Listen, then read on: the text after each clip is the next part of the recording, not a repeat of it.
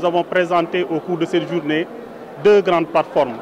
La première, c'est la documentation scientifique et technique, donc, qui est notre site officiel, donc, où nous avons référencé plus de 14 000 documents donc, sur plusieurs thématiques relatives donc, au bassin du fleuve Sénégal. La deuxième plateforme, c'est la plateforme qu'on appelle Collection Digitale, donc, qui est une nouvelle plateforme que nous avons lancée depuis 2019 et qui a aujourd'hui plus de 2000 documents.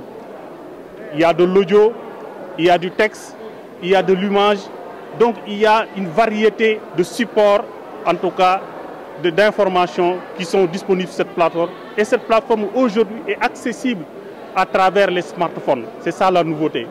Aujourd'hui, n'importe qui, partout dans le monde, allez dans Play Store et télécharger Collection Digitale OMVS ou bien vous tapez OMVS, vous avez la plateforme et vous avez accès à beaucoup de ressources sur l'OMVS.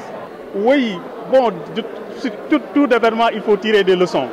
Donc la grande leçon qu'on tire de ça, c'est qu'il faut que nous accélérons notre virage vers le numérique.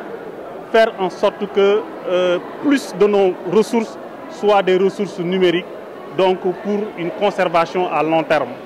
Donc c'est ça donc, la grande leçon que nous avons tirée. Cette journée est importante pour nous, d'abord pour sensibiliser l'opinion nationale et internationale sur l'importance de ces éléments liés aux archives, d'une part, et d'autre part aussi permettre surtout aux étudiants de voir les innovations actuelles en termes de conservation.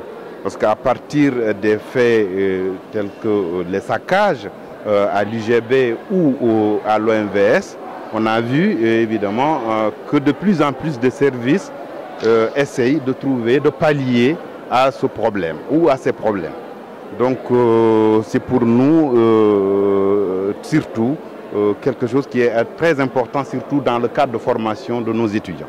Je ne peux que déplorer, et tant d'autres personnes d'ailleurs, parce qu'on l'a vu dans le sketch avec les étudiants qui l'ont très bien traduit dans le cadre de la sensibilisation. Mais on a vu l'excellent travail aussi effectué par le CDA par rapport à la numérisation des fonds. Et c'est aux autorités maintenant qui devraient nous accompagner dans cette quête de la performance, de l'innovation, mais surtout pour l'accessibilité de ces documents qui sont précieux et qui doivent être mis à la disposition donc, des chercheurs, des étudiants et de tout particulier. Vraiment, je lance